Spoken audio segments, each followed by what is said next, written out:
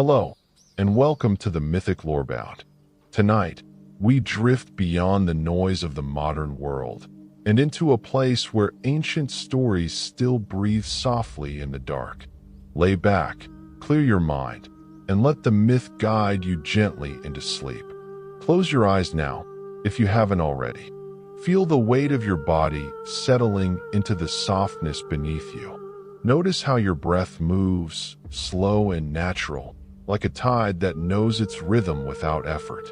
Tonight, we walk together through time, through jungle and stone, through moonlight and memory. There is no rush here, no urgency, only the quiet unfolding of an ancient world that has waited centuries for your arrival. We begin our journey at the edge of the known world, where the modern fades and the timeless takes hold. Imagine yourself standing at the border of a vast jungle, where the last threads of sunset have dissolved into a deep indigo sky. The air is warm, but not heavy. It carries the scent of earth and green growing things, of night flowers beginning to open their petals to the darkness.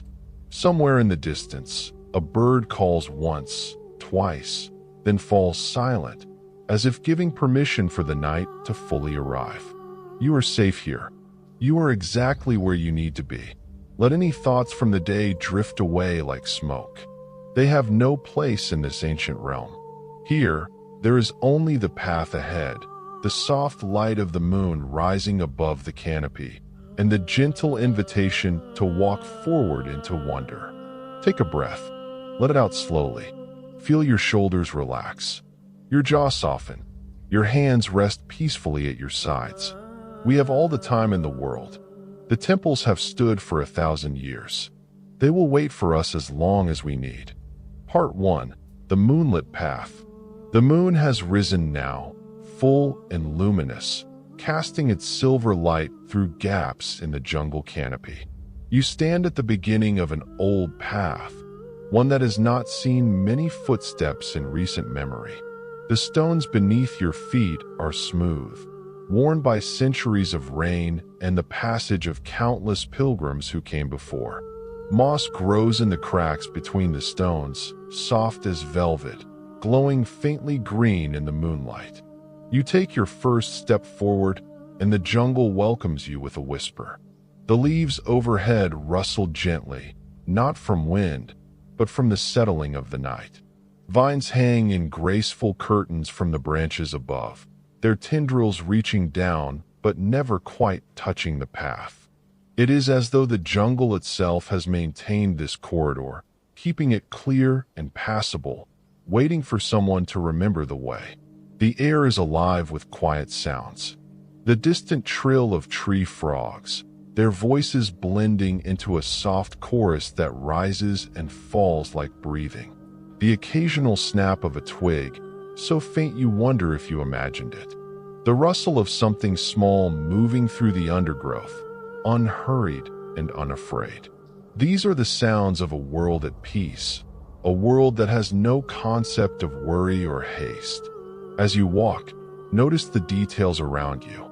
To your left, a cluster of ferns unfolds in perfect symmetry, each frond catching droplets of dew that sparkle like scattered stars.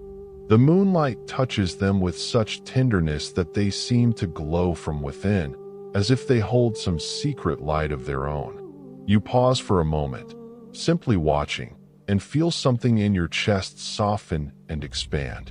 There is no need to hurry. The temples are waiting. They have always been waiting. You continue along the path, your footsteps silent on the ancient stones. The jungle rises on either side, creating walls of shadow and silver. Here and there, shafts of moonlight pierce through the canopy, illuminating small clearings where night-blooming flowers have opened their faces to the sky. One such flower catches your eye, a pale bloom, almost white, with petals that seem to absorb the moonlight and reflect it back with an ethereal glow. You cannot name it, but that does not matter. It is enough simply to witness its quiet beauty. The path begins to slope gently downward, leading you deeper into the heart of the jungle. The air grows slightly cooler, carrying with it the scent of water somewhere nearby. Not a river, not a stream, but something older and more still. A cenote, perhaps, hidden in the limestone depths below. The thought is peaceful, and you hold it gently as you walk. Above you, the canopy opens wider, and now you can see the full expanse of the night sky. Stars scatter across the darkness in patterns that seem both random and intentional, as if some ancient hand arranged them specifically for this moment, for this journey. The Maya knew these stars, you remember. They charted their movements with precision that still astonishes the modern world. They saw in the heavens a great cosmic dance, and they built their temples to honor it. Let yourself feel small beneath this vast sky. Let yourself be held by the immensity of time and space. There is comfort in this smallness, this knowing that you are part of something infinitely larger than your individual concerns. The path curves gently to the right, following the natural contours of the land. Here, the jungle has reclaimed much of the stone, and you must step carefully over roots that have pushed through the ancient paving. But even these roots are beautiful, thick and gnarled, covered in a fine coat of moss that makes them look like sculptures created by some patient, timeless artist. You notice a fallen tree to your left, its trunk thick as a man's chest, lying across the forest floor like a sleeping giant. Mushrooms grow along its length in small clusters, their caps ranging from cream to soft orange, glowing faintly in the darkness.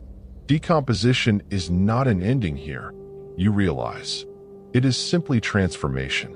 The tree nourishes the soil, which nourishes new growth, which will one day fall and nourish again. The cycle is endless, peaceful, inevitable. Breathe in, breathe out. Feel your own breath as part of this cycle. You are not separate from this jungle, this night, this ancient world.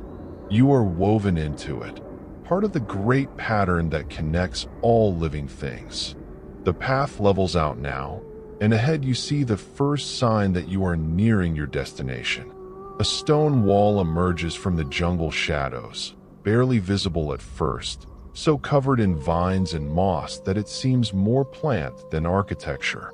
But as you approach, you can make out the deliberate shape of it, the straight lines that nature never quite achieves, the careful stacking of stones that speaks of human hands and human vision. This wall is old, older than memory. It has stood here through countless rainy seasons, through hurricanes and droughts, through the rise and fall of civilizations. And yet it endures, patient and silent, bearing witness to the slow turning of ages.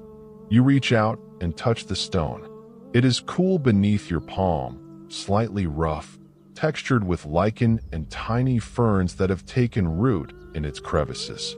You can feel the weight of time in this stone, the generations of lives that have passed while it remained unchanged. The sensation is grounding, anchoring you to this moment, this place. Follow the wall now, letting your hand trail along its surface as you walk. It curves gradually, leading you around a bend where the jungle opens into a small clearing. And there, rising before you in the moonlight, you see the first true glimpse of the ruins. A structure emerges from the darkness, not a full temple, but a platform, a foundation upon which something greater once stood. Wide stone steps climb upward, each one worn smooth by weather and time. Moss grows thick on the northern side, creating a carpet of green that looks soft enough to sleep upon. Small trees have taken root in the cracks, their trunks thin but resilient, their roots spreading across the stone like veins. You approach the base of the steps and pause, looking up. From here, you can see where the stairs disappear into shadow, climbing towards something you cannot yet fully perceive. But there is no urgency to reach the top. The journey itself is what matters. Each step is its own small meditation, its own moment of peace. Place your foot on the first step. Feel the solidity of it, the way it holds your weight without question or complaint. This stone has held the weight of thousands before you, and it will hold thousands more. You are part of an endless procession, a line of seekers stretching back through centuries. Step by step, you climb. The moonlight filters through the trees above, creating patterns of light and shadow that shift as you move. Somewhere to your right, you hear the gentle drip of water, condensation falling from leaves, perhaps, or the slow weeping of moisture through porous stone. The sound is rhythmic, almost musical, a natural metronome marking the passage of time. Halfway up the stairs, you pause and turn to look back the way you came. The jungle spreads out below you, a sea of darkness punctuated by occasional gleams of moonlight on wet leaves. The path you walked is invisible from here, swallowed by shadow and foliage, as if it never existed, or as if it exists only in the moment of walking, appearing when needed and vanishing when not. You feel no concern about finding your way back. Somehow you know that when the time comes, the path will be there, waiting to guide you home. For now, there is only the upward journey, the steady climb toward the ancient stones that call from above. Turn again and continue climbing. Your legs move easily, without strain or effort. You feel light, unburdened, as if the act of climbing is actually lifting weight from your shoulders rather than adding to it. Each step releases something, a worry, a tension, a small knot of stress you didn't even know you were carrying. The stairs end at a broad platform, and here the ruins reveal themselves more fully. Walls rise on three sides, their stones fitted together with such precision that no mortar was needed. Even after centuries, the joints are tight, the alignment perfect. The Maya builders were masters of their craft, and their work speaks across the ages with quiet authority. You walk across the platform, your footsteps echoing softly against the stone. In the center, you find a low rectangular structure, perhaps an altar or a ceremonial bench. Its surface is worn smooth, marked with faint carvings that are almost invisible in the moonlight. You trace them with your fingers, geometric patterns, spirals, glyphs whose meaning has been lost to time, but whose beauty remains intact. Sit here for a moment.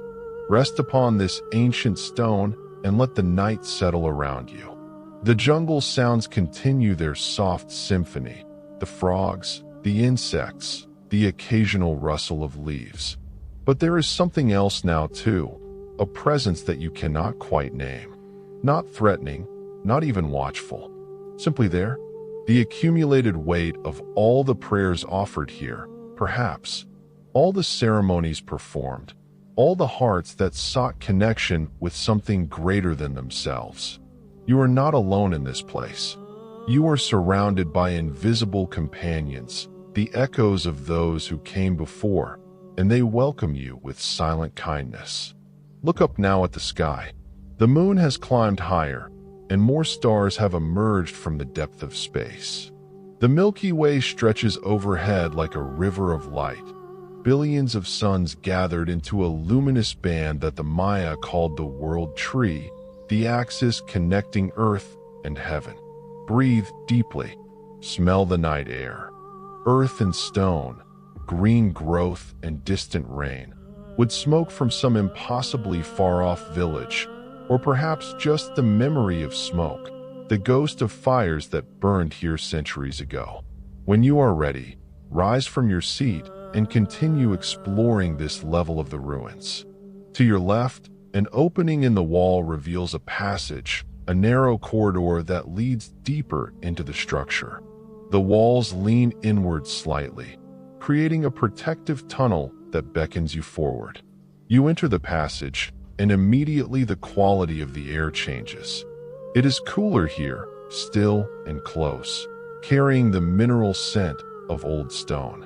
The moonlight does not reach far into this darkness, but ahead you see a faint glow, as if something at the far end is reflecting light from an unseen source. Walk slowly through this corridor. Your shoulders almost brush the walls on either side, and you reach out to touch them, feeling the smooth stone cool against your palms. Here and there, you can make out shallow carvings, stylized faces with elaborate headdresses, serpents with feathered wings, calendar glyphs marking sacred dates. The Maya understood time differently than we do. They saw it not as a straight line moving from past to future, but as a series of cycles, wheels within wheels, each rotation bringing renewal and transformation. Standing here in this ancient corridor, you can almost feel that cyclical time, the sense that past and present and future are all somehow present in this single moment. The corridor opens into a small chamber, square and simple, with a single narrow window set high in the opposite wall. Through this window, moonlight streams in a solid shaft, illuminating a small patch of floor where dust motes drift in lazy spirals. The effect is almost magical, this column of light in the surrounding darkness, and you stand transfixed, watching the endless dance of particles too small to see except when touched by light. There is a lesson here, you think, about how we are only visible, only real, when touched by illumination, about how light reveals what was always there, hidden in shadow, waiting to be seen. Rest here for a while. Sit against the wall and let your eyes adjust to the dimness. As they do, you begin to see more details. A niche in the wall where offerings might once have been placed, a shallow basin carved into the floor for collecting rainwater or perhaps for ritual purposes, marks on the ceiling where smoke from torches left its stain. This was a living place once. People came here with hope and fear, with questions and gratitude, seeking guidance from powers they believed moved through the world unseen. And whether those powers were real or imagined, the sincerity of that seeking was real. The love and devotion that built these walls was real. Feel that love now, surrounding you like an embrace. You are held by the care of ancient hands, protected by walls that have sheltered countless souls before you. When you finally rise and leave the chamber, emerging back into the corridor, you find that your eyes have adjusted enough to see without the moonlight. The darkness is no longer absolute but textured, full of subtle gradations of gray and black. You move through it like a fish through deep water, confident and calm. The corridor branches now, offering two paths. To the left, the passage seems to descend slightly, perhaps leading to chambers below ground level. To the right, it climbs upward in a series of low steps, moving toward what might be the temple's upper levels. You choose the upward path, drawn by an instinct you don't question. The steps are shallow but numerous, and you climb them slowly, counting without meaning to 20, 30, 40 steps, each one bringing you higher into the structure, closer to the sky. At the top of this stairway, you emerge onto another platform, this one smaller but more elevated. From here, you can see over the surrounding jungle, can watch the moonlight paint silver highlights on the endless canopy of trees. The view stretches for miles, an unbroken expanse of green and shadow, primordial and untouched. To your right, another structure rises, larger, more intact, its stepped pyramid form clearly visible against the stars. This is the temple you have been seeking, the heart of this ancient complex. Its stones are pale in the moonlight, and vines cascade down its sides like waterfalls frozen in time. But you do not rush toward it. Not yet. First, you simply stand here on this lesser platform, this viewing place, and let yourself absorb the magnitude of what lies before you. The temple has waited 1,000 years. It can wait a few moments more. A night bird calls, its voice piercing and beautiful. Another answers from somewhere deeper in the jungle, and for a moment they sing together, a duet that speaks of territory and longing, of life continuing in the darkness, persistent and strong. You feel your heartbeat slow, matching the rhythm of this place. Your breathing deepens, becomes almost imperceptible. You are not falling asleep. Not yet, but entering that threshold state where sleep and waking blur, where the mind releases its grip on the day's concerns and opens to deeper currents. Let yourself drift in this state. There is no danger here. The stone platform is solid beneath your feet. The night air is warm and gentle. You are completely, utterly safe. When you feel ready, you begin to make your way toward the main temple. A pathway of sorts exists, though it is more suggestion than construction. A series of flat stones laid across the uneven ground, gaps between them filled with moss and small flowering plants that release their scent as you brush past. The temple grows larger as you approach, its true scale becoming apparent. What seemed from a distance to be a single structure reveals itself to be multiple levels, each one set back from the one below, creating the characteristic stepped profile of Maya pyramids. At the very top, you can just make out a small building, a temple sanctuary where the most sacred rituals would have been performed. How many pilgrims climbed these steps, you wonder? How many priests and priestesses? How many seekers and supplicants? How many ordinary people hoping for blessing or healing, or simply a moment of connection with the divine? You have become one of them now, part of that endless procession. And in this moment, time collapses. You are not visiting the past. You are inside it, woven into the fabric of an eternal present where all moments exist simultaneously. At the base of the pyramid, you pause again. The first step is wider than the others, almost like a threshold, an invitation. Carved into its face is a serpent's head, stylized but unmistakable, its mouth open to reveal stone fangs. But there is nothing menacing about it. In Maya cosmology, the serpent was a bridge between worlds, a creature that moved between earth and underworld, between the mundane and the sacred. It was a symbol of transformation, of wisdom, of the cycles of death and renewal that govern all existence. You touch the serpent's head gently, a gesture of respect, of acknowledgement. Then you place your foot on the first step and begin to climb. The steps are steep, each one requiring deliberate effort, and you move slowly, pausing after every few steps to rest and observe. There is no rush. The night is long and the temple patient. As you climb, you notice details carved into the sides of the steps, glyphs and symbols, geometric patterns that seem to shift and flow in the moonlight. Some are clear enough to make out: the sun glyph, the moon, the planet Venus, which the Maya tracked with obsessive precision. Others are more abstract, or perhaps simply more worn by time, reduced to suggestions of meaning rather than explicit declarations. Halfway up the pyramid, you reach a small landing, a respite before the next phase of the climb. Here, the builders placed a carved panel, its surface covered with intricate scenes of figures in elaborate costume, performing rituals you can only guess at. One figure holds what might be a torch or a scepter. Another seems to be pouring liquid from a vessel. A third stands with arms raised to the sky, face tilted upward in an expression that might be ecstasy or supplication. You trace these figures with your eyes, imagining the hands that carved them, the vision that guided the chisel. These were not random decorations, but sacred texts, stories carved in stone for those who knew how to read them. The wind picks up slightly, a gentle breeze that carries the scent of rain from somewhere far off.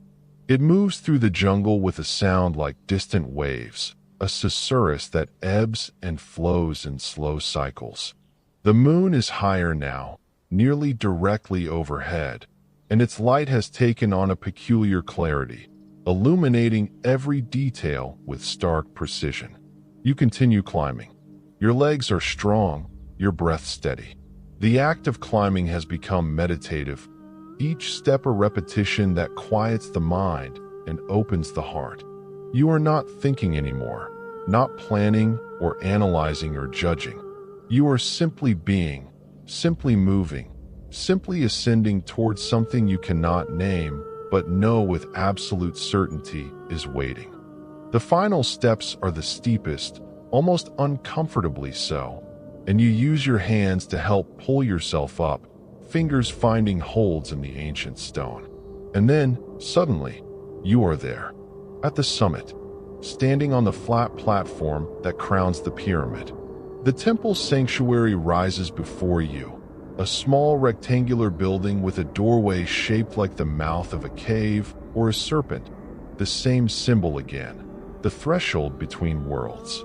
The roof has partially collapsed, but enough remains to give the structure dignity, presence, a sense of sheltering space. But before entering the sanctuary, you turn to look back the way you came, and the sight that greets you stops your breath. The jungle spreads out in all directions, vast and endless, painted in shades of silver and deepest black. Here and there, the ruins of other structures emerge from the canopy, platforms and walls, hints of pyramids and ceremonial centers, all slowly being reclaimed by the forest. This was once a city, you realize, not a scattered collection of isolated temples, but a true urban center, home to thousands, a hub of trade and learning and spiritual practice. All of that is gone now, dissolved back into the earth that gave it birth.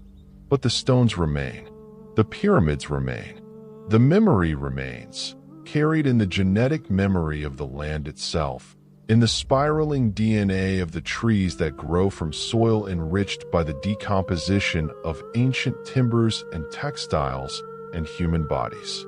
You are standing on the accumulated dust of generations, the physical residue of countless lives lived fully and then released back into the elemental cycle. And there is no sadness in this, no melancholy, only a deep, peaceful acceptance of the way things are, the way they have always been, the way they will continue to be long after your own life has run its course. Turn now toward the sanctuary. The doorway beckons, dark and mysterious, promising shelter and secret knowledge. You step forward, crossing another threshold, and enter the sacred space. Inside, the moonlight barely penetrates, filtering in through cracks in the walls and the partially collapsed roof. But your eyes have grown accustomed to darkness, and you can see well enough to make out the basic shape of the room, rectangular, with alcoves in the walls where statues or offerings might once have stood. The floor is littered with debris, fallen stones, dried leaves blown in by the wind, small fragments of pottery that might be 1,000 years old or might be from last century's explorers. The air smells of stone and earth, of decay that is also transformation, of time's slow patient work. You find a clear space and sit, your back against the cool wall, your legs crossed in front of you. This feels right, this posture of meditation, of waiting and listening. Close your eyes now. Let the darkness behind your eyelids become complete. And in that darkness, begin to notice the sounds, not just the jungle sounds from outside, but the sounds of the sanctuary itself. The creaking of stone as it releases the day's heat. The whisper of air moving through cracks and crevices. The settling of dust. The micro sounds that exist just below the threshold of normal hearing but become audible in deep silence. These are the sounds of the earth breathing, of the temple itself maintaining its vigil through the endless years. You are hearing the voice of time, patient and inexorable, and it is telling you that nothing is permanent, everything changes, and that this too is beautiful. Rest here now. Let your body sink deeper into relaxation. Let your mind drift where it will, following threads of thought that dissolve before they fully form. You are safe. You are held. You are exactly where you need to be. The temple wraps around you like an embrace, its ancient stones offering shelter and silence. Outside, the jungle continues its soft symphony.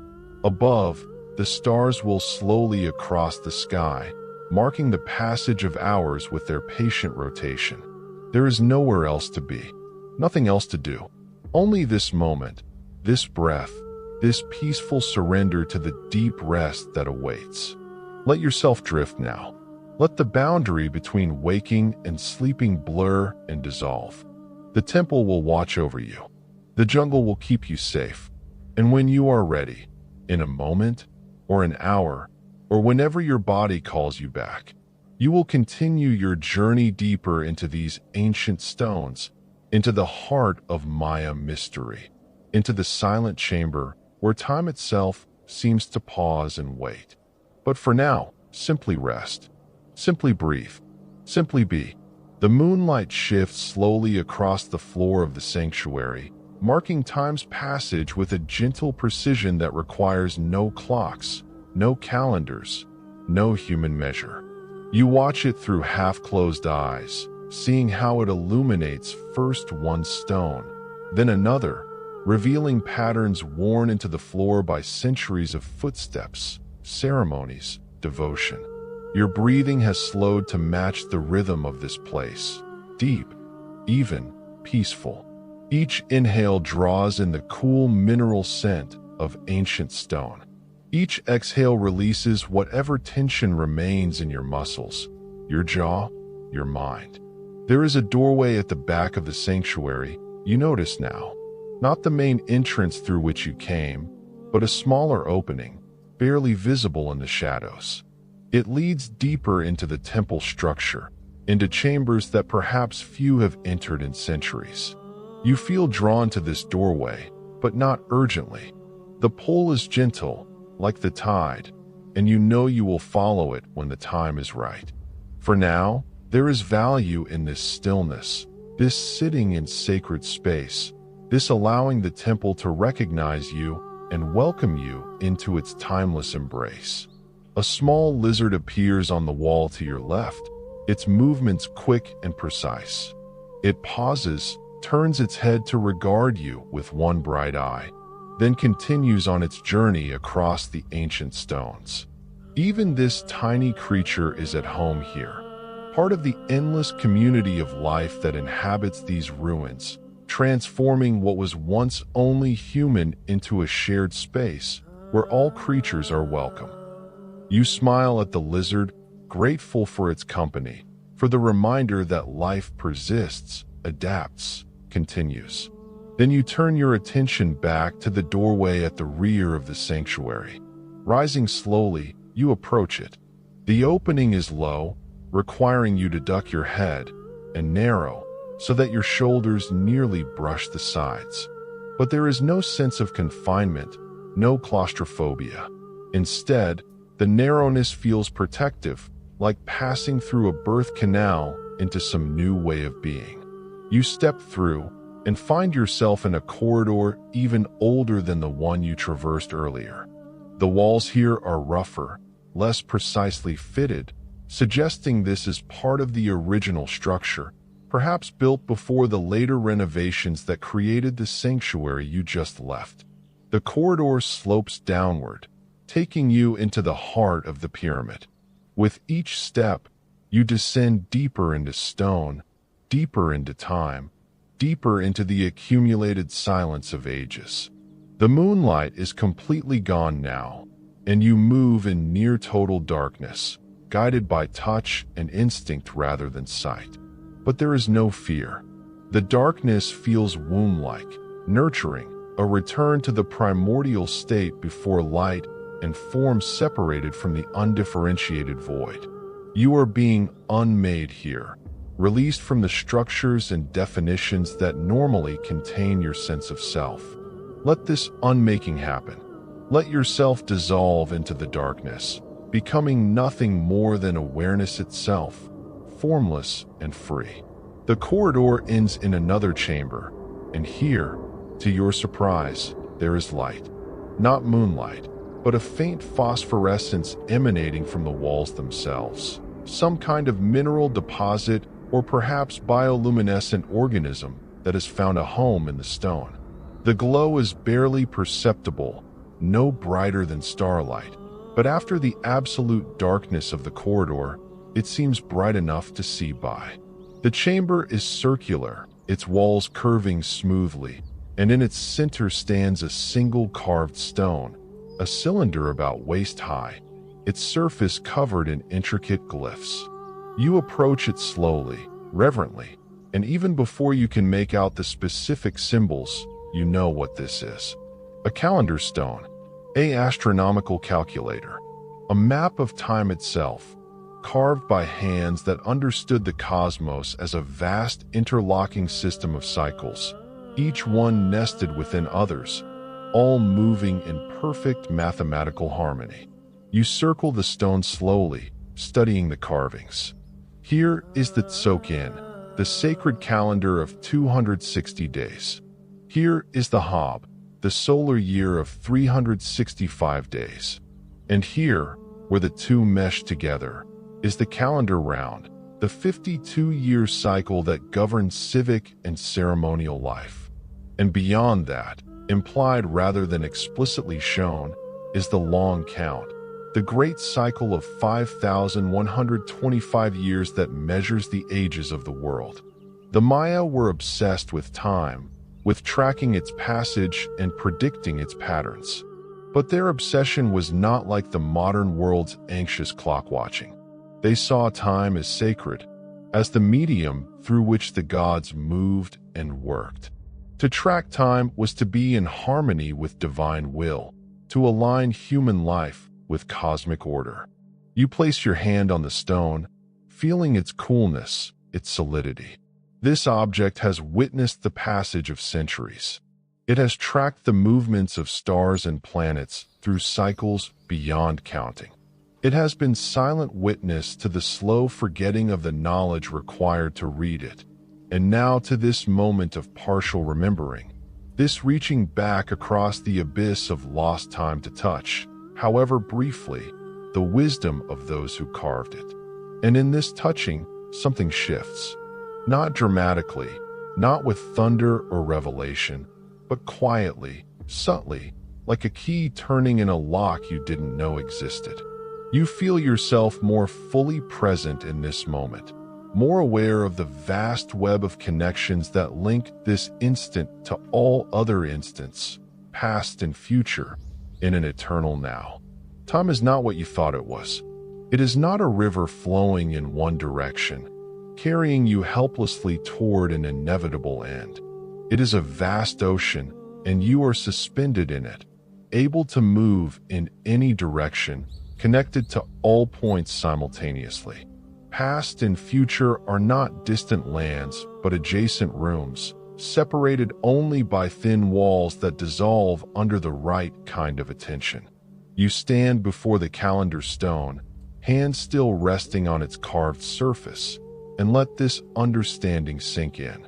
Not intellectually.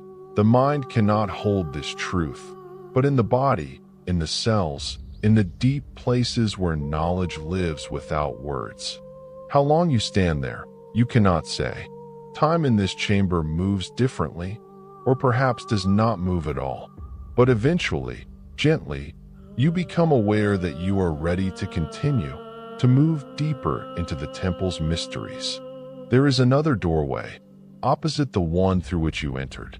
It is wider than the last, more formal, framed by carved columns that seem to support the weight of the pyramid above. You pass between these columns, and the air changes again, cooler now, and carrying the distinct scent of water. The new corridor descends more steeply, its floor worn smooth by the passage of many feet, and, you suspect, by water that has flowed here during countless rainy seasons. The walls are damp to the touch, and small ferns grow in the crevices, nourished by moisture and the faint light from the phosphorescent minerals. You descend carefully, one hand on the wall for balance. The sound of water grows louder, not rushing but dripping, a slow percussion that echoes in the confined space. Drip, drip, drip, each droplet marking a moment, a heartbeat, the steady pulse of the Earth's own circulation. The corridor opens suddenly into a vast space, and you stop, stunned by the scale of it. You are standing on a ledge overlooking a cenote, a sinkhole, a natural well that has formed where the limestone bedrock collapsed to reveal the underground rivers that flow through this region. The cenote is enormous, its walls rising in curves and shelves, its water surface far below, reflecting the faint light from above where the pyramid structure has fractured to create natural skylights. Through these openings, moonlight pours down in solid shafts, illuminating the water with an ethereal glow. This is sacred water, you know. The Maya believed cenotes were portals to Xibalba, the underworld, the realm of the dead and the gods. They made offerings here, pottery, jade, incense, and sometimes more precious gifts still. The waters were considered powerful, able to carry prayers directly to the divine realm. You find a path that leads down to the water's edge, not built but natural, a series of rock shelves and slopes that allow cautious descent. You take it slowly, mindful of the slippery stone, the potential for misstep in the dimness. At the water's edge, you kneel. The surface is perfectly still, a mirror reflecting the moon and stars visible through the openings above. You can see yourself reflected there too, a dark shape against the luminous sky, present but insubstantial, more shadow than solid form. You reach out and touch the water with one finger. It is cold, startlingly so, and clear as air. Ripples spread from the point of contact, distorting the reflections, turning the moon into dancing fragments of light. The ripples spread and spread, moving across the entire surface of the cenote, touching the far walls, bouncing back, interfering with each other to create complex patterns that slowly, gradually settle back into stillness. Such a small gesture, one finger touching water, and yet the entire system responds, transforming, integrating the disturbance, finding a new equilibrium. You think of the calendar stone upstairs, its cycles within cycles, and see suddenly how the same principle operates at every scale, from cenotes to cosmos. The same patterns repeat, the same dance of disturbance and return, of change and stability. You cup water in your hands and lift it to your face, feeling its coolness against your skin. Some traditions would consider this a baptism, a cleansing, a renewal. You don't name it, but you feel it, something washing away, some layer of protection or defensiveness or accumulated weariness dissolving into this ancient water. When you lower your hands, you notice something you hadn't seen before. Carved into the rock wall near the water's edge is a face, stylized, abstract, but unmistakably human, or perhaps divine. With the Maya, the boundary was always uncertain. The face seems to watch you with calm benevolence, its stone features softened by centuries of water and time. You meet its gaze, and in that meeting, feel a transmission of sorts. Not words, not even images, but a quality of presence, of witnessing, of patient, timeless compassion. Whatever this face represents, God or ancestor or the spirit of the place itself, it holds no judgment, only acceptance. Sit here by the water's edge. Let the coolness of the stone seep into your body. Let the sound of dripping water regulate your breathing, your heartbeat, your thoughts. This is a womb of earth, a place of germination and potential. Rest here. Restore yourself in these healing waters.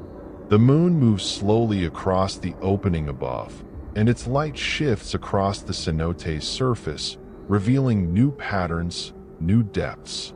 At one moment, the water seems bottomless, a void stretching down to the center of the earth. At another, it appears shallow enough to wade across. Both perceptions are true, you realize. Or both are illusions. Or the distinction between true and false has ceased to have meaning in this liminal space. You lie back on the stone, your head pillowed on your arms, and gaze up through the openings at the stars. They seem closer here, more vivid, as if the cenote creates a tunnel through which you can see more clearly into the depths of space. You pick out constellations, or what you think are constellations, though some of them don't match the patterns you learned as a child.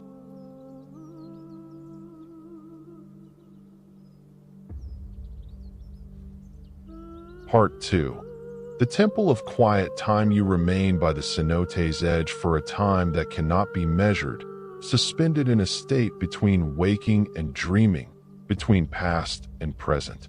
The water continues its slow drip, marking moments that accumulate into something larger, not hours exactly, but periods of deep rest, of cellular renewal, of the kind of healing that only happens when the conscious mind releases its grip. Eventually, without deciding to move, you find yourself standing again. The impulse to continue your exploration has returned, gentle as the touch of moonlight on water. You take one last look at the cenote's surface, now perfectly still again, a mirror holding the memory of stars. Then you turn toward another passage you've noticed, one that leads not down but level, curving around the circumference of this underground chamber. The passage is wider here, tall enough that you don't need to stoop, and the walls have been deliberately smoothed, worked by careful hands into a gentle curve. You trail your fingers along the stone as you walk, feeling the subtle texture, the microscopic pits and valleys that speak of the stone's origin as ancient seabed, compressed and transformed over eons into the limestone that forms the foundation of this land. Every step takes you deeper into the temple's heart, into spaces that few living souls have witnessed.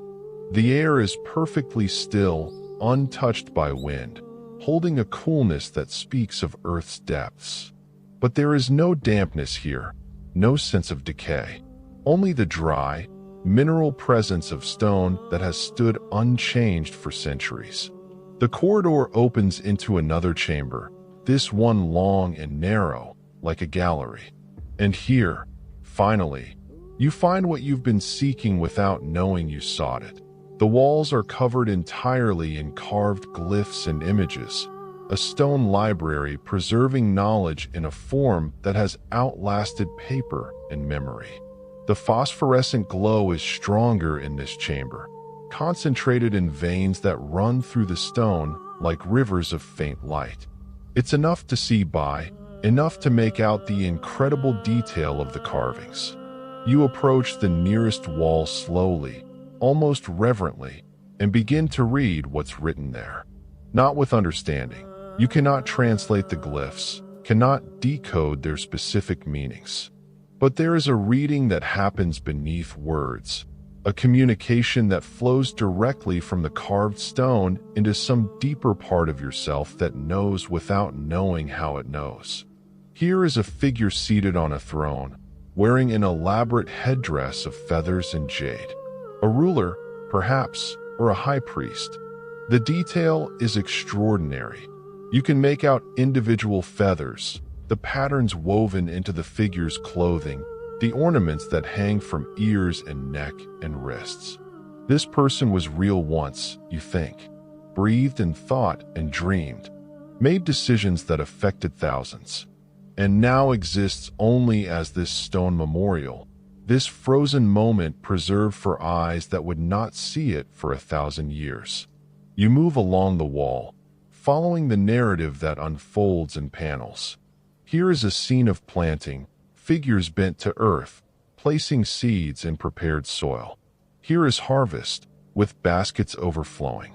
Here is ceremony, with processions of people bearing offerings. Here is astronomy, with figures pointing to symbols of sun and moon and Venus, tracking their movements with outstretched fingers. The Maya saw no separation between these activities. Farming and ritual and astronomical observation were all aspects of the same sacred work, the work of maintaining harmony between earth and heaven, between human life and cosmic order.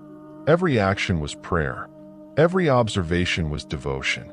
You feel this integration as you stand before these walls, this seamless weaving of the practical and the spiritual, the mundane and the mystical.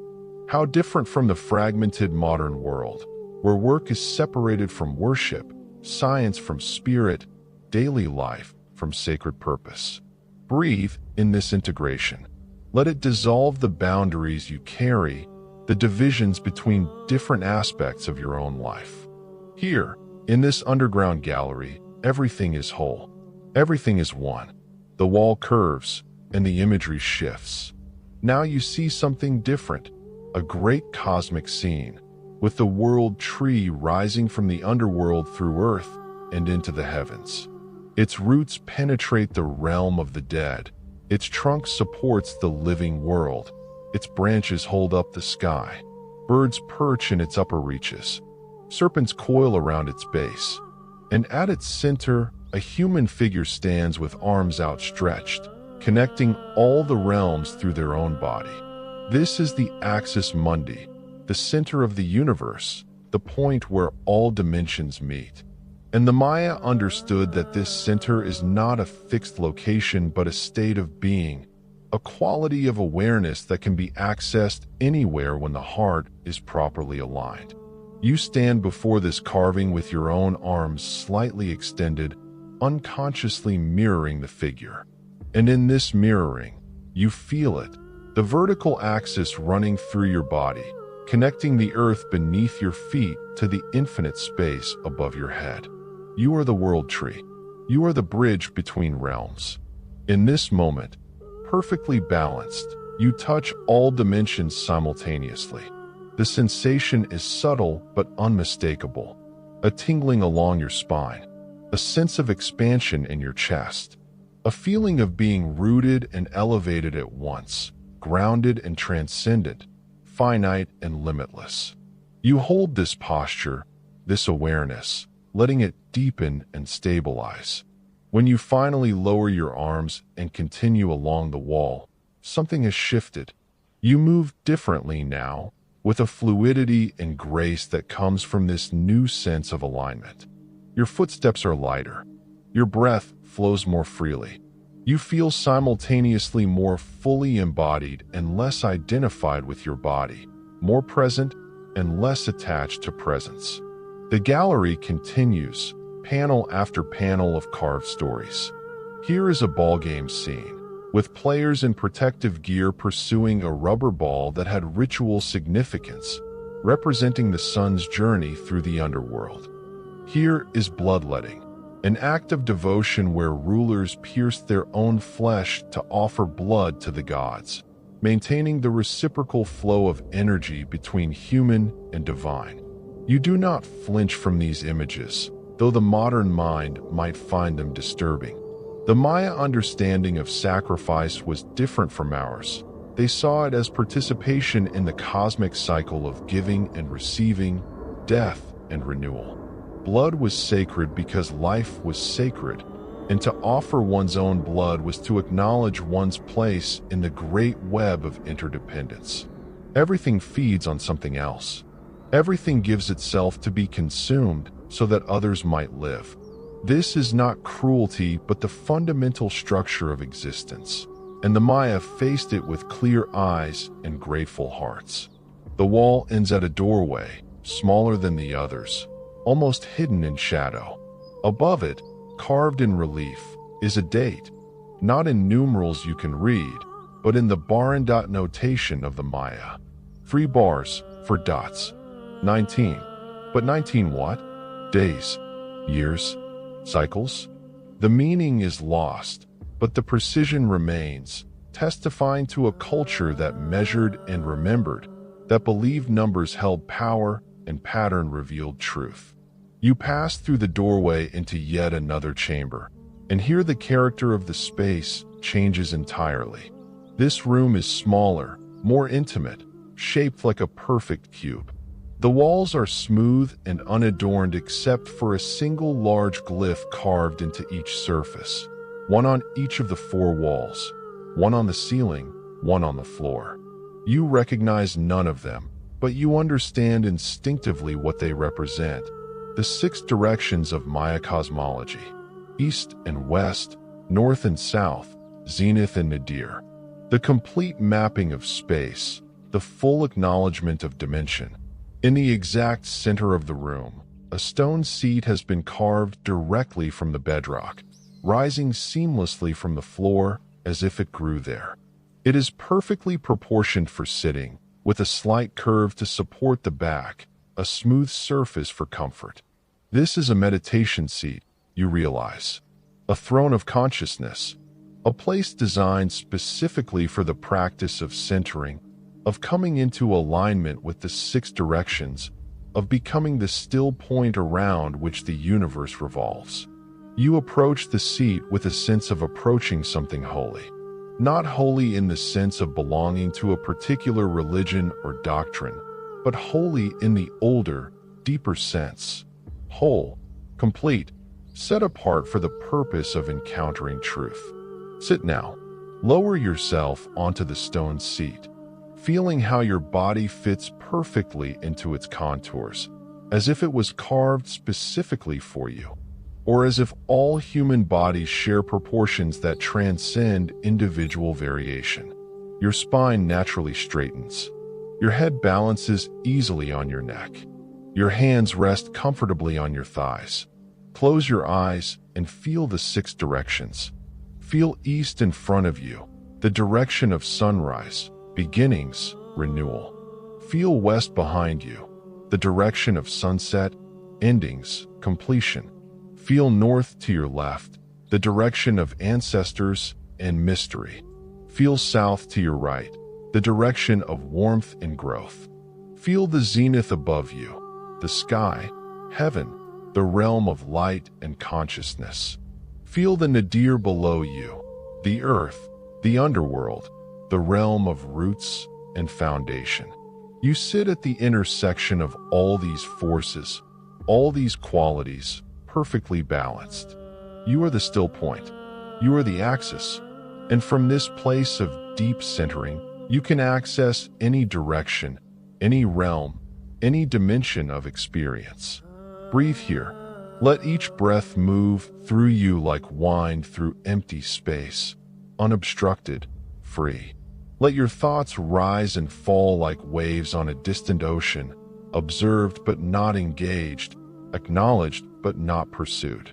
Let your body settle into such complete relaxation that you can barely feel its boundaries, can barely distinguish where you end and the stone begins. Time passes, though you have no way to measure it. The phosphorescent light in this chamber is steady, unchanging, revealing nothing of what might be happening in the world above. You could have been sitting here for minutes or hours. You could have been sitting here for lifetimes. The distinction has ceased to matter. In this deep stillness, things begin to arise. Not visions exactly, but impressions, intuitions, knowings that emerge from silence like fish rising from deep water. You see, or sense, or remember the people who sat here before you, not as individuals with names and histories, but as a quality of presence, a particular flavor of consciousness that sought what you are seeking: understanding, peace, connection with something vast and sacred. They are still here in some sense, those ancient practitioners. Their awareness has soaked into these stones like rain into earth, and now it rises to meet yours, mingling, sharing, teaching without words or concepts. You learn from them not through instruction but through resonance, through the direct transmission that happens when one consciousness touches another across the membrane of time.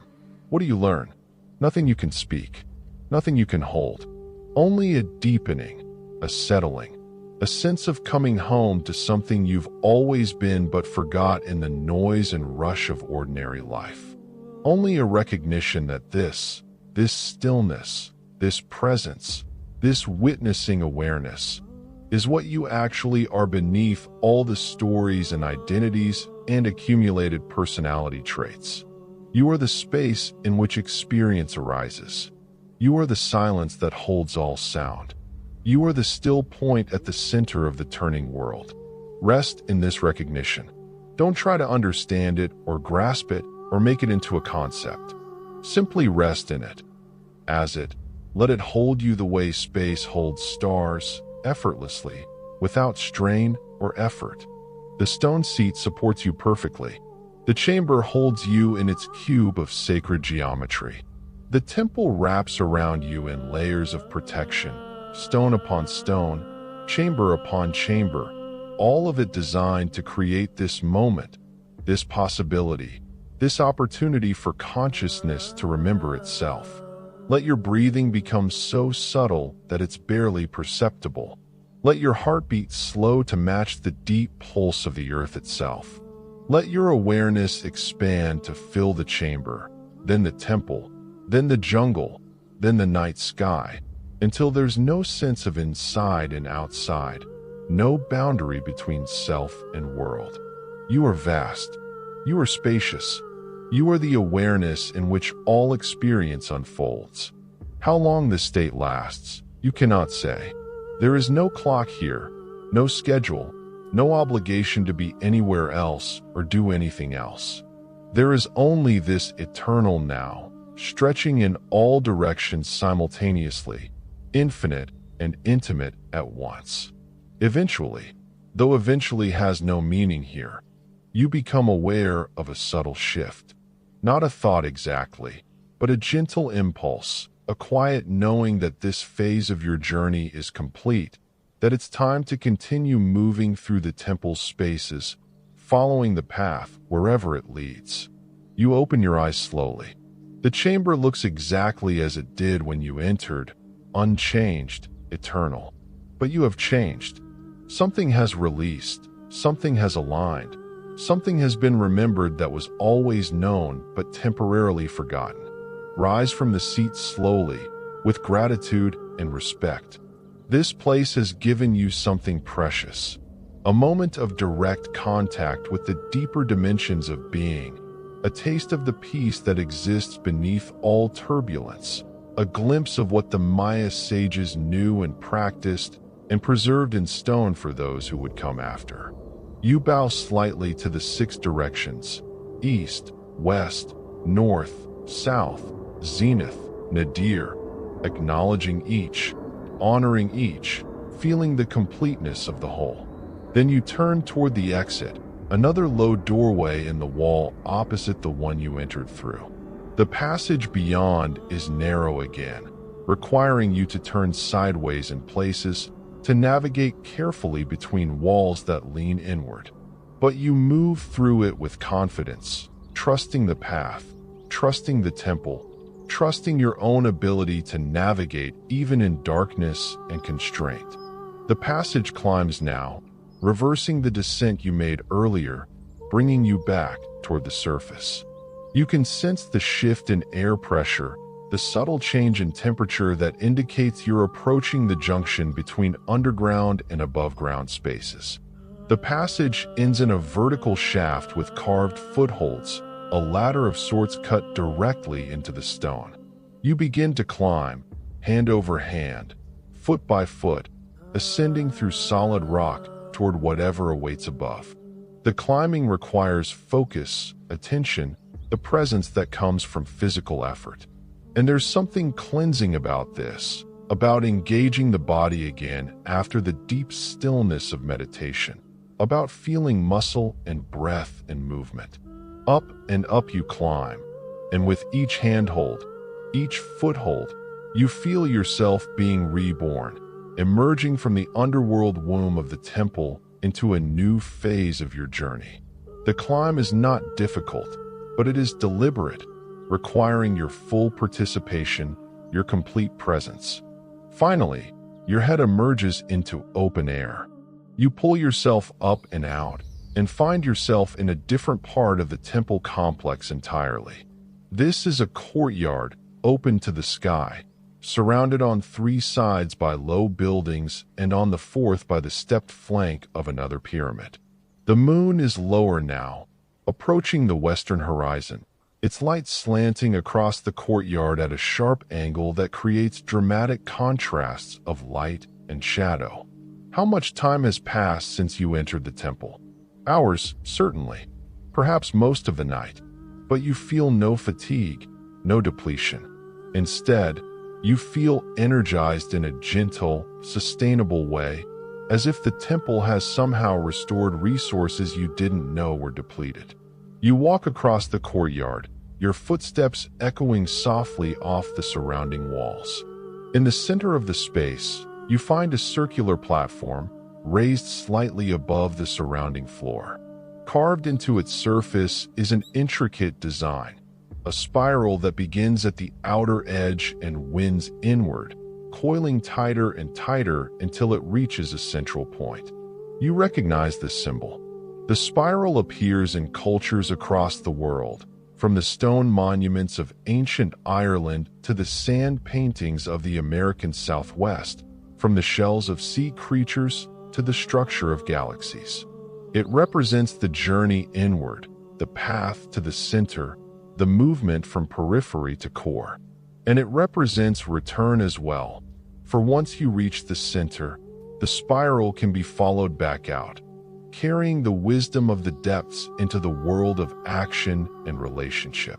The spiral is the shape of transformation, of evolution, of the soul's journey through cycles of death and rebirth.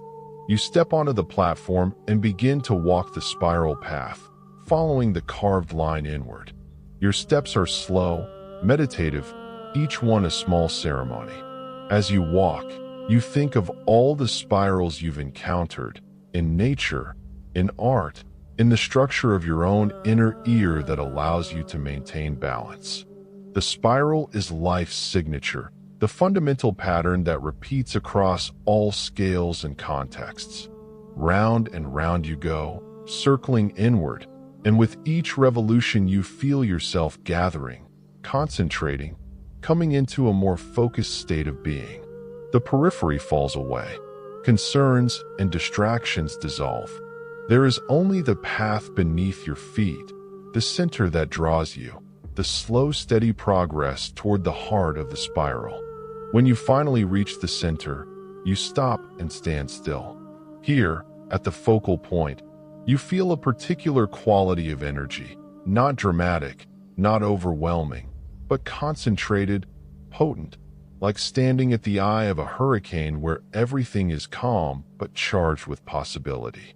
You close your eyes and simply feel this, the gathering of all the energy that has been dispersed across the spiral's expanse, now compressed into a single point.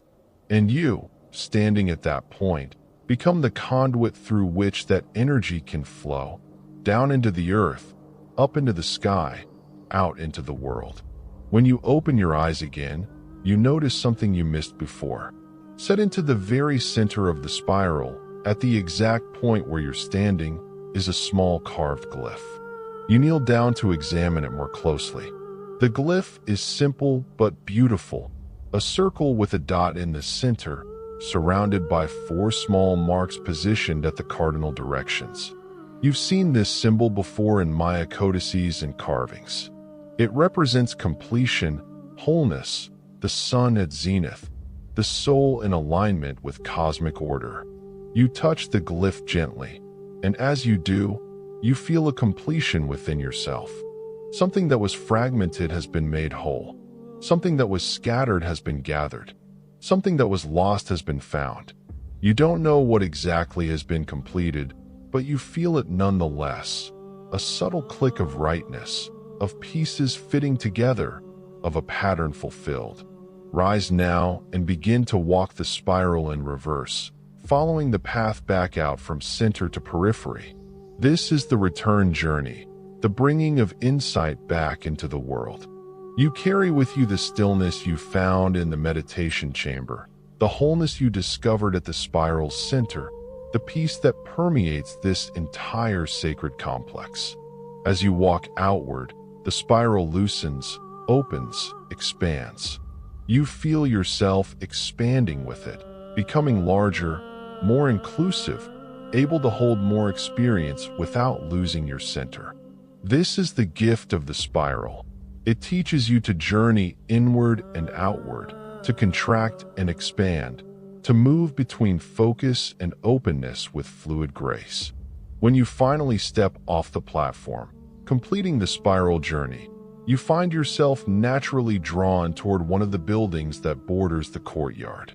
Its doorway stands open, inviting, and above the lintel you can see carved symbols that suggest this was a place of learning, a school or library where knowledge was preserved and transmitted.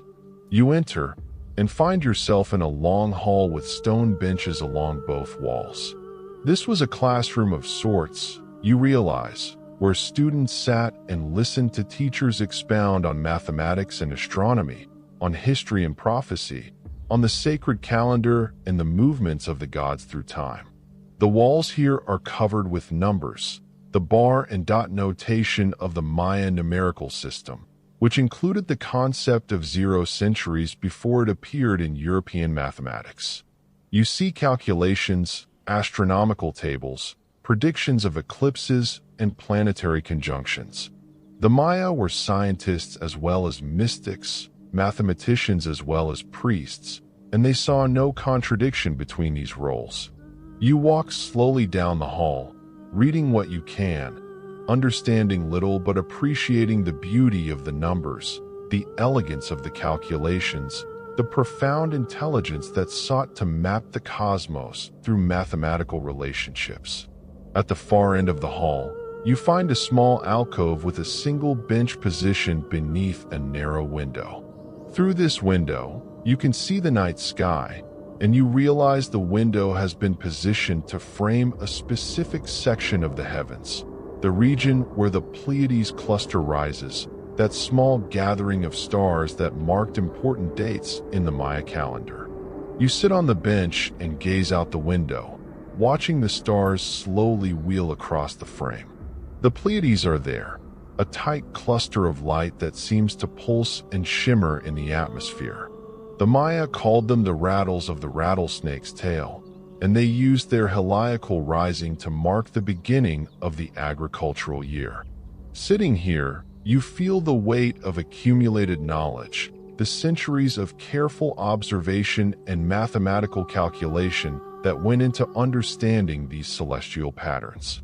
The Maya didn't have telescopes or computers, only naked eyes and brilliant minds, and an unwavering commitment to tracking and recording and understanding. What drove them to this? What need, what hunger, what vision inspired such dedication? Perhaps the same drive that brings you to this temple tonight. The desire to understand your place in the cosmos, to align your small individual life with larger patterns and purposes, to touch something eternal and be transformed by that touching. You rest here on the bench, gazing at the stars, letting your mind drift among them. The Pleiades, Orion, the Milky Way, each one a world, each world orbited by possibilities, each possibility containing universes of potential. And you, sitting here in this ancient classroom, are made of the same star stuff, the same atoms forged in the hearts of dying suns billions of years ago. You are not separate from the cosmos you observe. You are the cosmos observing itself, conscious matter waking up to its own nature, the universe looking back at itself through these particular eyes, in this particular moment, from this particular ancient stone bench. The recognition brings a smile to your face. How strange and wonderful existence is. How improbable and yet inevitable. How utterly ordinary and completely miraculous all at once. You could sit here all night, watching the stars, contemplating infinity. But there is more of the temple still to explore, and you feel the gentle pull of completion, the sense that your journey is approaching its final phase. Rising from the bench, you bow slightly to the window, to the stars, to the countless students who sat here before you seeking the same understanding.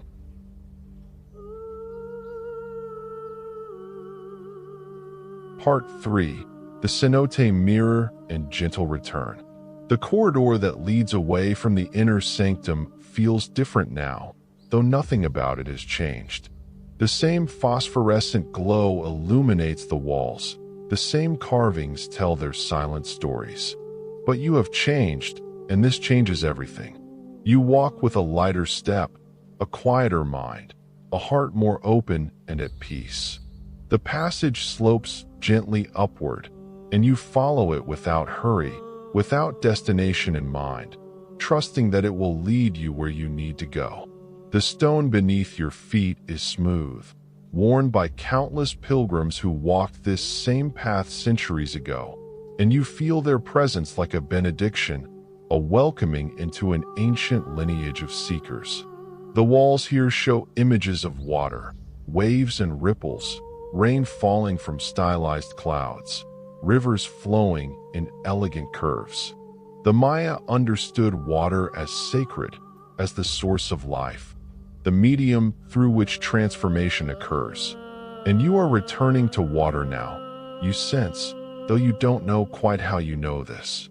The corridor branches, and without thinking, you choose the left path. It descends more steeply, the air growing cooler and more humid with each step. You can hear water again, that same slow dripping that accompanied your earlier descent to the cenote, but softer now, more distant, like a memory of sound rather than sound itself. The passage opens into a chamber you don't immediately recognize, though something about it feels familiar. And then you realize you've been here before, but from a different angle. This is the cenote chamber, but you've entered from the opposite side, from a higher vantage point that overlooks the water from a different perspective. From here, the cenote reveals itself in its full majesty. The water surface stretches wide, catching the moonlight that still filters through the natural skylights above. But the moon has moved significantly since you last stood here. It's much lower now, approaching the horizon, and its light slants across the water at a sharp angle that turns the surface into a sheet of hammered silver. You find a natural shelf of stone and sit, dangling your legs over the edge, gazing down at the water far below. The peace you found in the inner sanctum is still with you, a stillness that seems to emanate from your center and extend outward, touching everything you observe with a quality of gentle acceptance. The cenote is a mirror, you realize, but not just a physical reflection. It mirrors the night sky above and the earth below, yes, but it also mirrors something deeper, the still, reflective quality of consciousness itself. Your own awareness is like this water, capable of reflecting everything that appears in it without being changed or disturbed by what it reflects. Thoughts arise in the mind like ripples on water. They appear, they spread, they interfere with each other, creating complex patterns. And then they settle, and the surface becomes clear again, ready to reflect whatever comes next. The water is not disturbed by this process. It simply does what water does, responds, reflects, returns to stillness. You watch the cenote's surface, and in watching, you watch your own mind. The two are not separate. Everything is mirror. Everything is reflection. Everything is consciousness recognizing itself in infinite forms. A small stone dislodges somewhere above and falls, tumbling down the limestone walls in a series of soft clicks and taps before finally splashing into the water. The impact creates concentric circles that spread across the entire surface, distorting all the reflections, turning stars and moon into dancing fragments of light. But slowly, Patiently, the ripples fade. The water settles. The reflections clarify. Stillness returns, not as an absence of disturbance, but as the fundamental nature of the water itself, always present, always available, always waiting beneath the surface activity. This is the teaching of the cenote. Life will disturb your peace. Stones will fall. Ripples will spread. But if you understand your true nature, still, clear, reflective awareness, you can allow the disturbances to move through you without losing your essential calm. You sit with this teaching, letting it sink deeper than words, deeper than concepts, into the lived experience of your body and breath. The stone is hard beneath you, grounding you. The air is cool on your skin, refreshing you. The distant sound of dripping water measures time in moments too small to count or care about. Let yourself drift now, riding the edge between waking and sleeping, between form and formlessness. There is nowhere you need to be, nothing you need to do. The temple holds you. The night surrounds you. The water below reflects the infinite patience of the cosmos. Time passes in that strange, elastic way it has in liminal spaces. Minutes might be hours. Hours might be minutes. The moon continues its slow journey toward the western horizon, and its light shifts across the cenote, revealing new patterns, new depths, new possibilities of reflection. You notice movement at the water's edge far below, a small night creature, perhaps a frog or a lizard, drawn to the water's coolness. It pauses at the very edge, its silhouette barely visible against the reflected stars. Then it slips into the water with barely a sound, creating tiny ripples that spread and fade, until the surface is calm again. Even the smallest life participates in the great pattern. Even the tiniest creature creates ripples that move through the whole system. Nothing is too small to matter. Nothing is separate from the vast web of connection that binds all beings. You feel this connection now, viscerally, as a living truth rather than an abstract concept. You are connected to that small creature by the water you both depend on, the air you both breathe, the earth that supports you both. You are connected to the ancient Maya who built this temple, to the trees that grow from their dust, to the stars that shine on all of it with impartial light. The web is vast, intricate, beautiful beyond words. And you are one node in that web, one point of light in an infinite constellation, no more or less important than any other, but essential nonetheless, necessary, a unique expression of the whole. Rest in this belonging. Rest in this connection.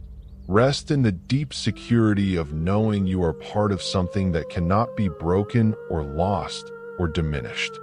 The moon is very low now, just barely visible through one of the openings above.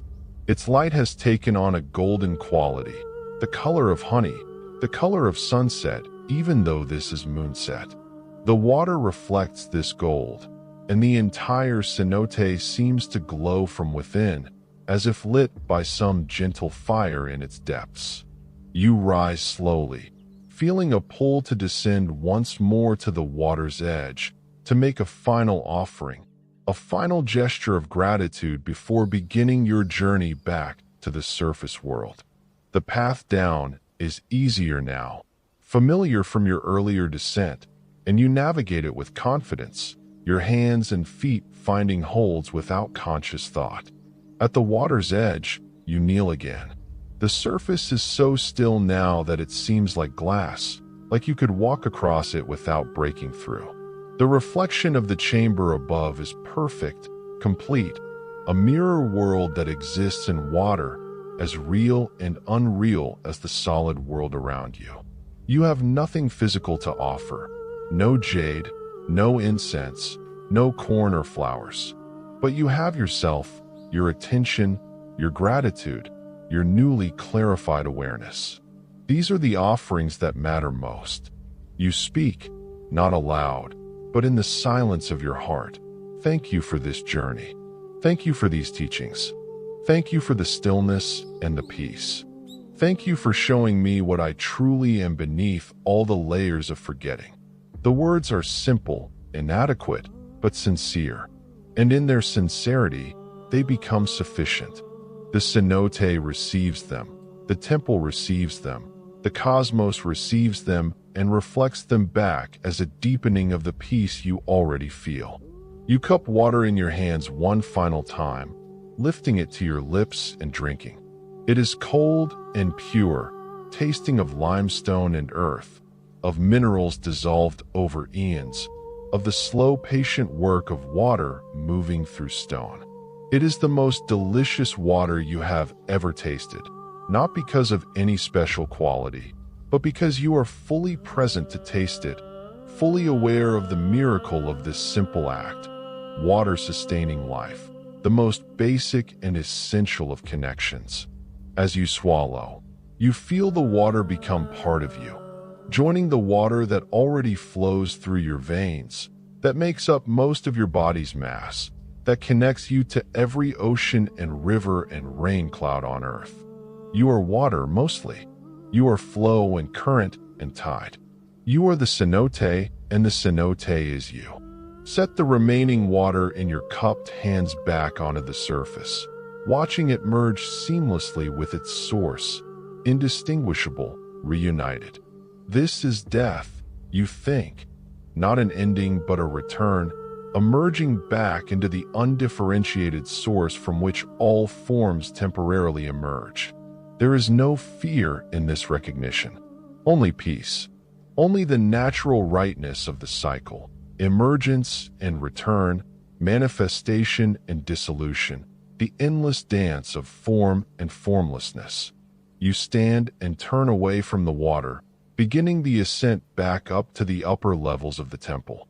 The climb is effortless, your body moving with fluid ease, as if you weigh nothing, as if gravity has relaxed its grip. You emerge into a corridor you haven't explored before, one that runs horizontally, connecting different parts of the complex. Small niches line the walls at regular intervals, and in some of them, you can still see the remnants of offerings, pottery shards, small carved figurines, beads of jade or obsidian, all left here by pilgrims across the centuries. You add your own invisible offering to this collection, the peace you've found, the understanding you've gained, the transformation you've undergone. These are not physical objects, but they are real nonetheless, and they join the accumulated spiritual wealth of this place, available to all who come seeking with sincere hearts. The corridor slopes upward, and you follow it, knowing somehow that it will lead you back to the surface, back to the jungle, back to the moonlit world above. The air grows warmer, fresher, carrying scents of green growing things and night-blooming flowers. You emerge not where you entered the temple, but on its opposite side, through a doorway that opens onto a small terrace overlooking the jungle canopy. From here, you can see for miles, an ocean of treetops extending to the horizon, painted in shades of silver and deepest black by the last light of the setting moon. The sky is beginning to change. Not dawn yet, but the deepest part of night, the hour when darkness is most complete and most peaceful.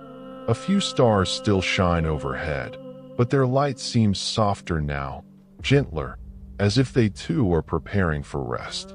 You stand on this terrace and simply breathe, filling your lungs with the cool night air, feeling it circulate through your body, nourishing every cell. You are alive, wonderfully, mysteriously, improbably alive. And this life is a gift, an opportunity, a brief flowering of consciousness in the vast field of being. How will you use this gift? How will you honor this opportunity? Not with grand gestures or dramatic changes, perhaps, but with small acts of presence, of kindness, of attention to the beauty and suffering that surround you always. The temple has not given you answers so much as it has deepened your questions, made them more personal, more urgent, more alive. And this is good. Questions keep you searching, growing, opening to new possibilities. Answers can close doors. Questions keep them open. You begin to descend from the terrace, following a narrow stairway that winds down the exterior of the pyramid. The steps are steep but secure, carved directly into the stone, and you take them slowly, mindfully, feeling the solidity of each one beneath your feet. As you descend, you notice the jungle beginning to wake. A bird calls tentatively, testing the darkness. Another answers. Soon a whole chorus has started, invisible singers greeting the approaching day with voices that range from harsh and raucous to sweet and melodious. The sounds are comforting, reassuring. Life continues. The world turns. The cycles repeat, endlessly, patiently, waiting for nothing, needing nothing, simply being what they are with perfect, unself-conscious grace. You reach the base of the pyramid and find yourself in yet another courtyard. This one smaller and more intimate than the others. Not a single tree grows here, impossibly old, its trunk thick and gnarled, its branches spreading wide to create a canopy of leaves that rustle softly in the pre-dawn breeze. Beneath this tree, you find a stone bench, and you sit, resting your back against the ancient trunk, feeling its solidity, its patient endurance, its slow, steady growth that has continued through centuries of storms and droughts, and the rise and fall of civilizations. Trees are teachers too.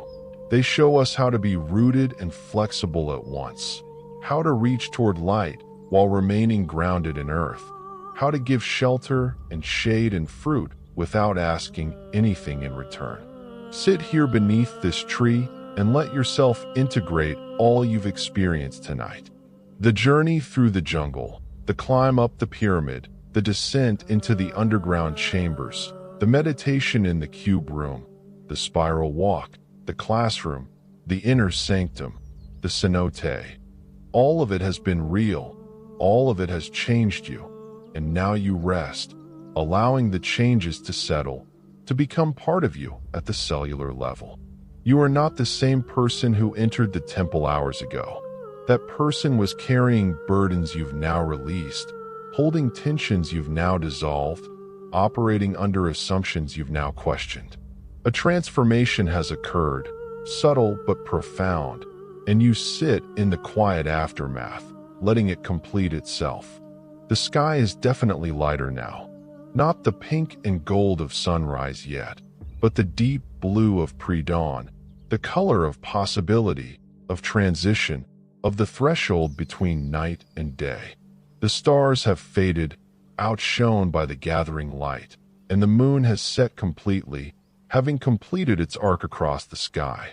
You feel complete too, full, whole, ready to return to the world with what you've received, ready to carry the temple's peace into the noise and rush of daily life, ready to be a living bridge between the ancient wisdom and the modern moment. When you finally rise from the bench, you do so with reluctance and gratitude both. Reluctance to leave this sacred space, this place of peace and power. Gratitude for all it has given, all it has revealed, all it has awakened. You place your hand on the tree trunk one last time, feeling its rough bark, its living warmth, its silent blessing. Then you turn toward the path that will lead you out of the temple complex, back through the jungle, back to the place where your journey began. The path reveals itself easily, though it's different from the one you took entering. This path is wider, more clearly defined, as if it's been waiting specifically for your exit, for your return journey.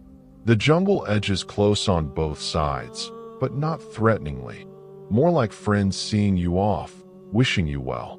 As you walk, you notice how the jungle is coming alive with the approaching day. Birds move through the branches overhead, their wings creating soft, whooshing sounds. Insects begin their morning songs, a rising chorus of chirps and buzzes that will soon become the soundtrack of the day. Small mammals rustle in the undergrowth, going about their business with focused intensity. You are part of this morning, this awakening, this daily resurrection of light and warmth and activity. You are not separate from the jungle, but woven into it, one creature among countless others, each playing its role in the great ecosystem that sustains all life. The path descends gradually, following the contours of the land with organic grace. Here and there, you pass markers, carved stones half hidden by vines, small platforms where offerings might have been made, glyphs worn almost smooth by weather but still faintly visible. Each marker is a reminder that this path has been walked before, will be walked again, is always available to those who seek it. The temple waits patiently for all who come, offering its teachings without judgment or condition, asking only that you approach with sincerity and an open heart. You walk with relaxed awareness, noticing details you might have missed in the darkness. A cluster of orchids growing on a tree trunk, their flowers like small miracles of color and form. A spider's web strung between branches, covered in dewdrops that catch the growing light and sparkle like diamonds. A fallen log hosting an entire community of fungi, their caps ranging from pure white to deep russet, each one a work of art. The jungle is endlessly creative, endlessly abundant, endlessly generous with its beauty. And you receive this beauty with open senses, letting it nourish something in you that has been starved in the modern world. The simple capacity for wonder, for awe, for the recognition of beauty in forms both grand and minute. The path levels out now, and you recognize features of the landscape. That particular cluster of ferns, that tree with the unusual twisted trunk, that outcropping of rock. You're approaching the edge of the jungle, the boundary where the wild gives way to the familiar. But you don't hurry. These last moments in the sacred grove are precious, and you savor them, walking slowly, breathing deeply, storing memories in muscle and nerve and bone.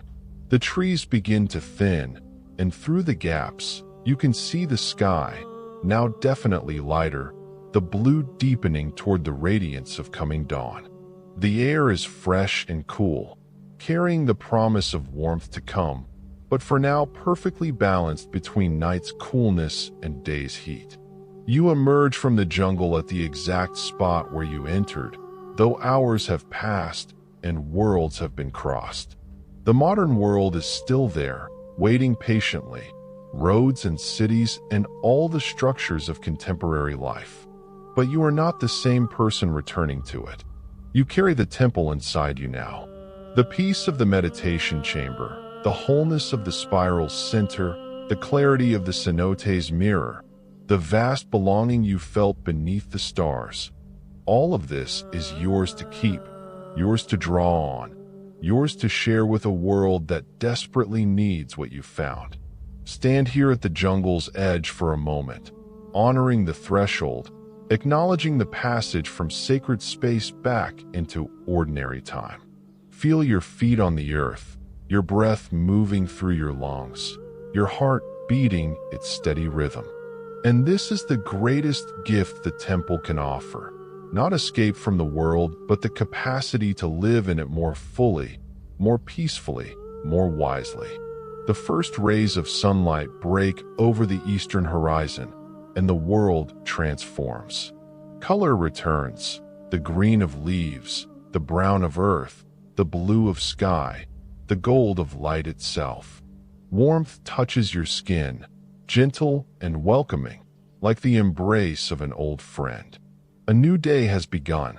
The temple's night has given way to the world's day, and you stand in the liminal space between them, blessed by both, belonging to both, carrying the wisdom of darkness into the light. Take one last look back at the jungle, at the temple hidden in its green depths. You cannot see the pyramids from here, cannot see the courtyards or chambers or the sacred cenote, but you know they're there. You've walked their stones, breathed their air, received their teachings. And they know you too. Your footsteps have joined the countless others that mark those ancient floors. Your presence has been absorbed into the temple's long memory. You are part of its story now, just as it is part of yours. Turn now toward the rising sun. Walk forward into the new day with peace in your heart and wonder in your eyes. The temple's gifts go with you, not as possessions you carry, but as qualities you embody, ways of being that have been awakened by your journey through sacred darkness into emerging light. Let your steps be gentle on the earth. Let your words be kind to those you meet. Let your presence bring some small measure of the peace you found in the temple's depths. This is how the sacred enters the world, not through grand pronouncements or dramatic miracles, but through ordinary people carrying extraordinary peace, walking with quiet dignity through the noise and confusion of daily life. You are that person now. The temple has made you that person. Or rather, it has revealed what you always were beneath the accumulated layers of forgetting. A being of light and consciousness, temporarily housed in flesh, capable of both depth and height, darkness and illumination, belonging equally to earth and heaven. The path ahead is clear. The sun is rising. The birds are singing. The world is awakening to another day of beauty and challenge, suffering and joy, the endless dance of existence in all its complexity.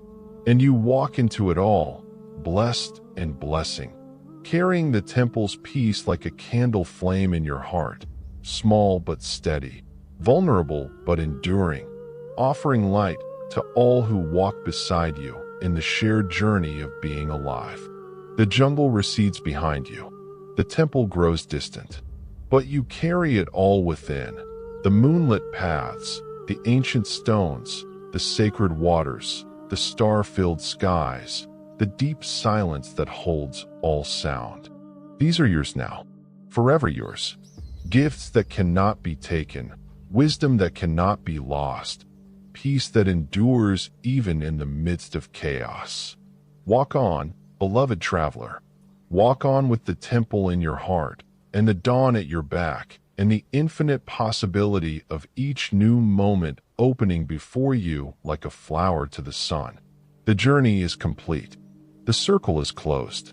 And yet, in another sense, the journey never ends, for each ending is a new beginning. Each completion opens into fresh mystery. Each homecoming reveals new territories waiting to be explored. Rest now. The temple has done its work. You have received what you came for.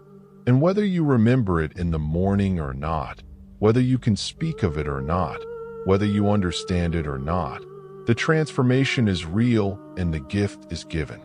Let your eyes close gently. Let your breathing deepen into the rhythm of sleep. Let the last images of moonlight on stone, of water reflecting stars, of ancient wisdom preserved in sacred space, drift through your awareness like clouds across a peaceful sky. You are safe. You are held. You are loved by the same force that loves all things. The earth beneath you, the sky above you, the breath moving through you, the heart beating in your chest. Sleep now. Dream peacefully. And when you wake, you will carry the temple's blessing into a world that needs it more than words can say. Good night, dear traveler. Good night from the ancient stones and the silent jungle and the sacred waters and all the wisdom keepers who have walked this path before you. Good night, and thank you for journeying with us tonight into the heart of Maya mystery, into the deep peace that waits beneath the surface of all things. The Mythic Lorebound will be here whenever you need to return, whenever you seek the peace of ancient stones and moonlit paths and waters that mirror infinity.